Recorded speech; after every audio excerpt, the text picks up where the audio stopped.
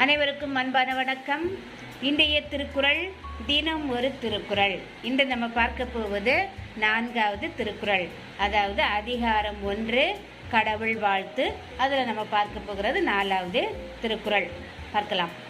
வேண்டுதல் வேண்டாமை இலானடி சேர்ந்தார்க்கு யாண்டும் இடும்பை இல.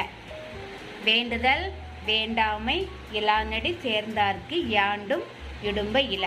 வேண்டுதல் வேண்டாமை இலான் அப்படின்னா விருப்பு வெறுப்பு அற்ற இறைவனை, விருப்பு வெறுப்பு அற்ற. சேர்ந்தார்க்கு அடி சேர்ந்தார்க்கு அதாவது இறைவனை சரணடைந்தவர்கள். யாண்டும் அப்படின்னா இந்த உலகத்தில், இப்பூ உலகில் இடும்பை இல்லை, இடும்பன்னா துன்பம் இல்லை அப்படின்னு சொல்லியிருக்காங்க.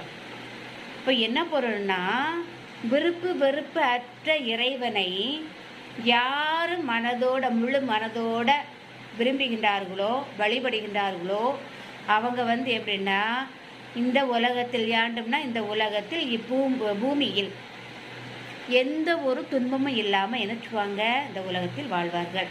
விருப்பம்னா என்னென்னா விருப்பம், ஆசைப்படுறது, வெறுப்பு, எதையும் பார்த்து வெறுக்கப்படுவது. இது ரெண்டுமே கடவுள்கிட்ட கிடையாது. ஆசைப்படுறதும் கிடையாது, வெறுக்கப்படுறதும் கிடையாது. அப்படிப்பட்ட ஒரு இறைவனை நாம் என்ன செய்யணும், வழிபட்டோன்னா நாம் என்ன செய்யலாம், அந்த உலகத்தில் எந்த ஒரு துன்பமும் இல்லாமல் வாழலாம். அதே மாதிரி நம்ம மனசுல என்னென்னா ஒரு ஆசைப்படக்கூடாது.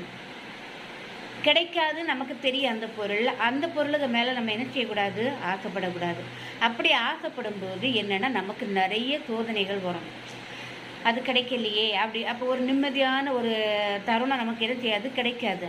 அது நமக்கு கிடைக்கலையா, சரி விட்டுருவோம் அப்படிங்கிற ஒரு லகுவான ஒரு மனசு நம்ம என்ன செய்யணும், உருவாக்கிடணும்.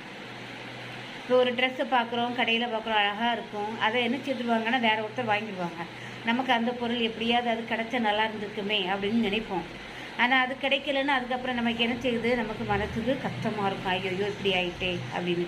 அதனால தான் எதுவுமே நம்ம என்ன செய்யக்கூடாது, ரொம்ப ஒரு ஆசை வைக்கக்கூடாது. அதே மாதிரி யாரையும் நம்ம என்ன செய்யக்கூடாது, வெறுக்கக்கூடாது. அதாவது கடவுள் என்ன செய்ய மாட்டார், ஆசைப்படுறதும் கிடையாது, வெறுக்கப்படுறதும் கிடையாது. அப்படி ஒரு தூய மனதோடு தான் இருப்பார் இறைவன். அப்படிப்பட்ட இறைவனை நம்ம வழிபடுகின்றவர்கள் நாம் என்ன செய்வோம், இந்த உலகத்தில் எந்த ஒரு துன்பமும் இல்லாமல் நம்ம என்ன செய்யலாம், நிறைய நாள் வாழலாம். அதுதான் இந்த திருக்குறளோட பொருள். எந்த திருக்குறள், வேண்டுதல் வேண்டாமை இலானடி சேர்ந்தார்க்கு யாண்டும் இடும்பை இல. புரிஞ்சிருக்கா உங்களுக்கு இந்த பொருள்? புரியலைன்னா நீங்கள் என்ன செய்யலாம், கமெண்டில் சொல்லுங்கள். அது மட்டும் கிடையாதுங்க, யாருக்கு இந்த திருக்குறள் பொருள் தெரியணும் அப்படின்னு நினைக்கிறீங்களோ, மற்றவங்களுக்கு தெரியணும்னா ஷேர் பண்ணுங்கள், லைக் பண்ணுங்கள்.